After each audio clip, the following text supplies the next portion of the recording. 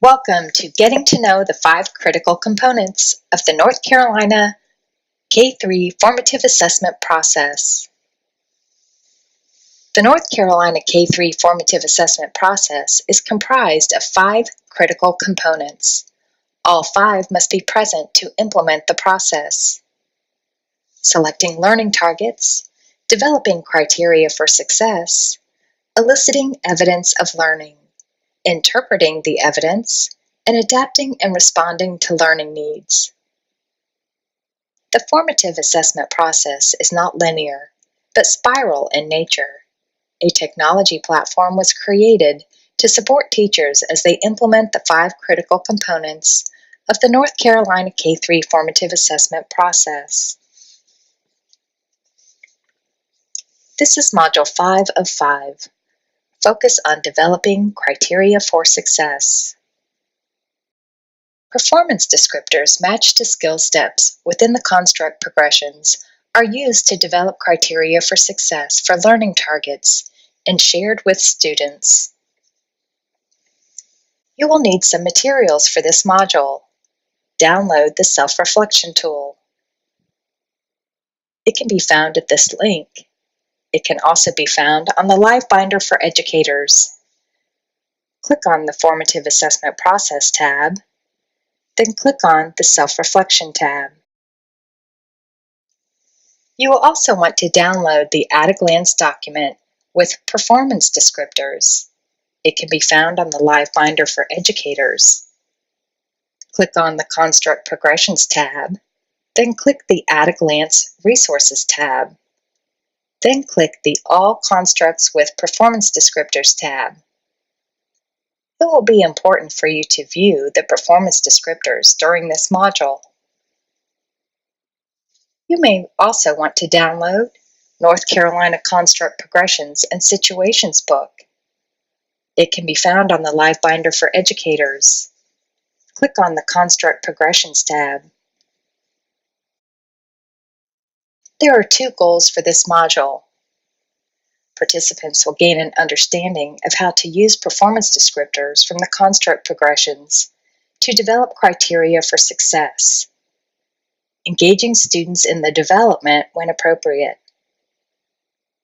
provide exemplars modeling to illustrate criteria for success, and opportunities for students to refer to these criteria while learning.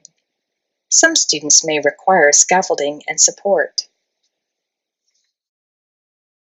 Let's take a look at the first module goal. Use performance descriptors from the construct progressions to develop criteria for success, engaging students in the development when appropriate. So how do I do this? First, select the student's learning target using the next step along the construct progression. We learned how to do this in Module 4, Selecting Learning Targets. Once you've selected the learning target, use the performance descriptor matched to the learning target to develop criteria for success. Do this with the student or a small group of students as appropriate.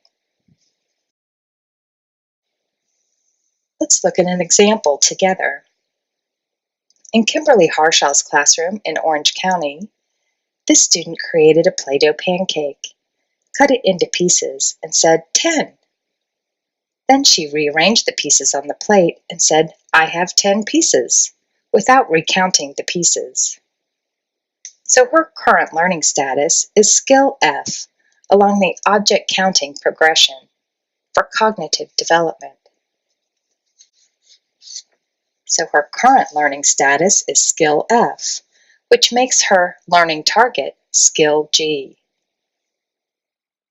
Let's take a look at that.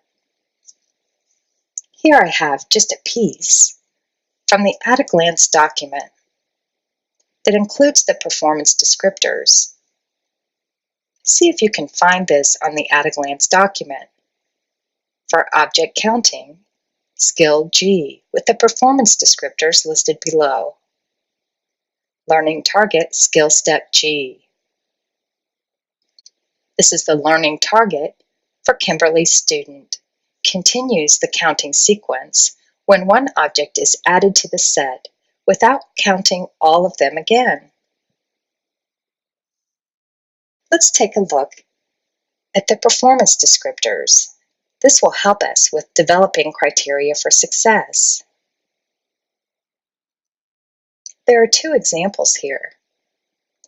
I can use the performance descriptors to help me with defining criteria for success for my students.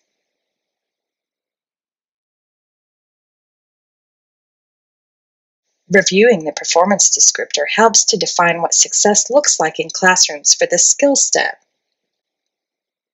So in the example for Kimberly's student, the criteria for success would be that she counted one more piece and could tell you she had 11 pieces of Play-Doh without recounting them. And that's similar to what Brittany and Marco did with the pennies, and what Chloe did. Let's look at our next module goal. Provide exemplars modeling to illustrate criteria for success and opportunities for students to refer to these criteria while learning. So how do I do this?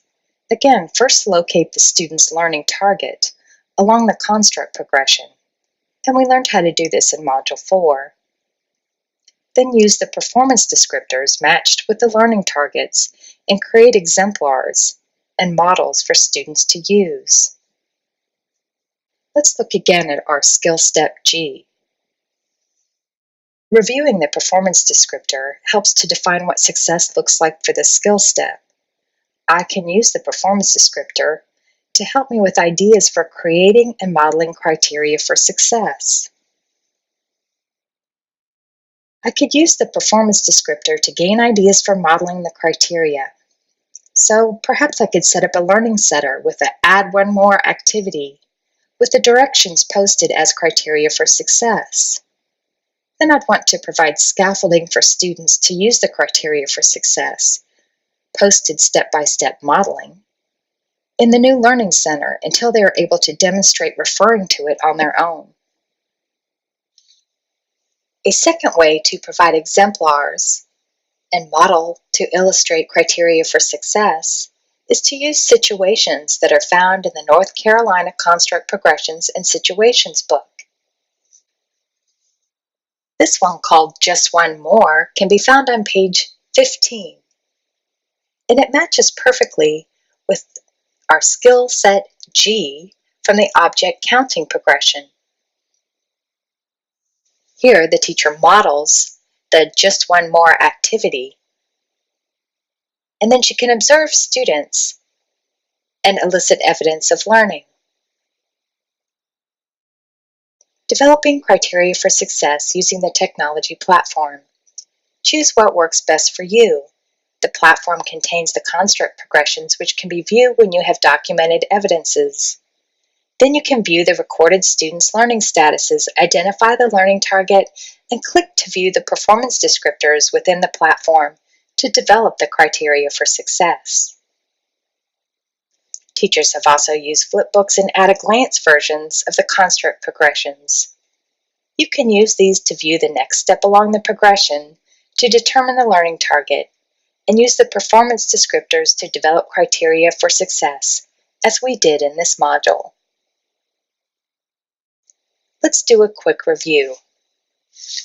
This is Module 5 of 5 with a focus on developing criteria for success. Performance descriptors matched to skill steps within the construct progressions are used to develop criteria for success for learning targets and shared with students. There were two goals for this module. Participants will gain an understanding of how to use performance descriptors from the construct progressions to develop criteria for success, engaging students in the development when appropriate, and provide exemplars modeling to illustrate criteria for success and opportunities for students to refer to these criteria while learning.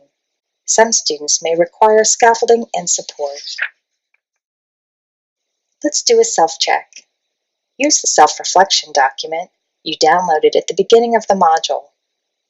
Complete the section for determining criteria for success by checking one of the following: in place, partially in place, or not in place for these two items. With a partner or individually, set a goal for developing criteria for success. Describe how you will reach your goal. For example, use the performance descriptors to develop a small group lesson to share with my students that models the learning target skill.